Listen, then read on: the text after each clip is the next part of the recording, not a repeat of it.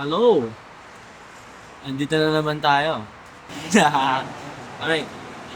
So ito ang kwento kung saan walang nangyari. For context, me and my girlfriend back in the Philippines before I left, we went to this cafe. In this certain cafe, while we were ordering, by the way, there was a clothes rack behind us, and then we saw this beautiful looking jacket. It's a Chinese color. It's Chinese looking. It's a Chinese jacket. The New Year's. Basta it's a jacket. Apparently, yun pala ang Chinese New Year jacket ng Adidas.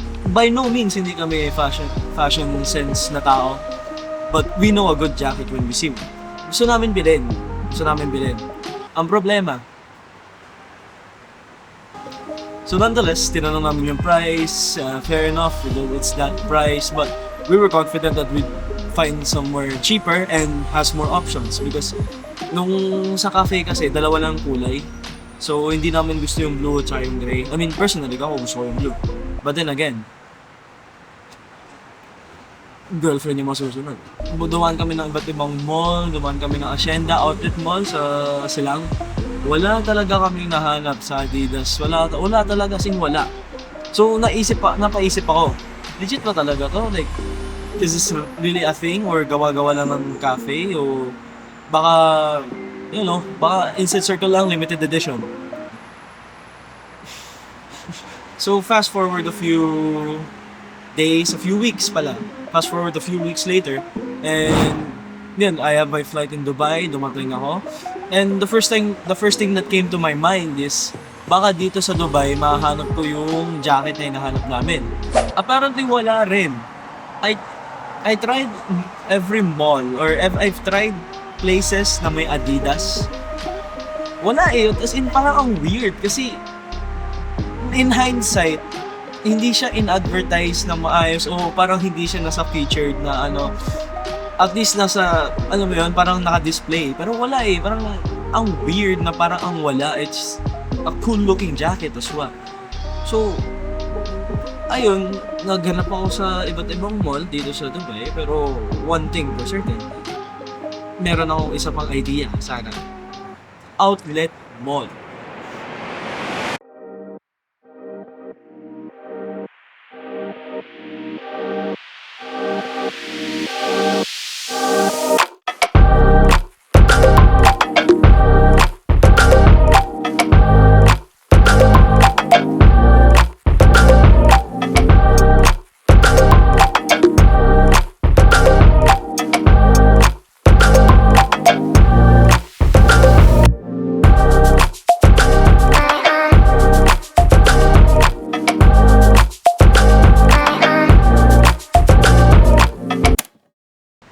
So nakaabot kami ng Outlet Mall.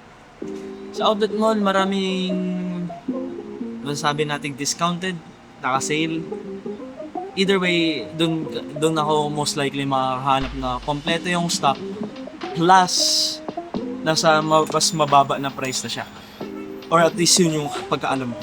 Either way, dumaan kami dun sa mall na yun. Ang dami ko nang dinaanan, mga sports outlets, basta anything na may feature ng Adidas. And like, sa dami kong hinanap, paikot-ikot na lang rin ako, paikot-ikot ako kung saan.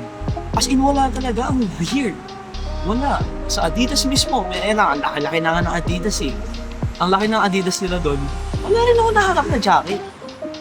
And then, kung saan hindi na ako nagbibideo, meron pa rin ako nakikita ang Adidas. Chine-check ko pa rin in the background, wala talaga akong mahanap. Di ba akong sports na naman. Either way, ayun nga, wala talaga nakahanap. Ang weird. Kung saan makakabot. Pero at least alam mo yung nahanap ko. Rash guard. T-shirt na rash guard. Masyadong maliit sa akin, pero nakahanap rin ako na mas maayos na size. In conclusion, ano nangyari? Wala. Walang nangyari. Alam mo bakit? Apparently kasi, dapat ginawa namin ng Google search muna. Apparently, ang jacket na to is only available in Asia. I mean, Asia pa rin naman ng Dubai. What I'm trying to say, it's only available in mainland China. So, either way, mahirapan pa rin kami kumuha. Rather, what I'm saying is, hindi talaga namin makukuha yun unless maghanap kami ng auction sa eBay or nakahanap kami ng third party na dumating sa China, binili yung jacket, tapos dinala dito. Or meron silang supplier na kilala, hindi lang namin alam. Either way, ayun, conclusion ng story, mag-research muna kung saan mo makakuha ng gusto mo o at least yung parang nakikita mong rarity. Pero then again, masaya rin naman yung adventure nonetheless. Alam mo ba si Daniel meron? Si Daniel Padilla meron daw nakita ko sa TikTok kaya angas nga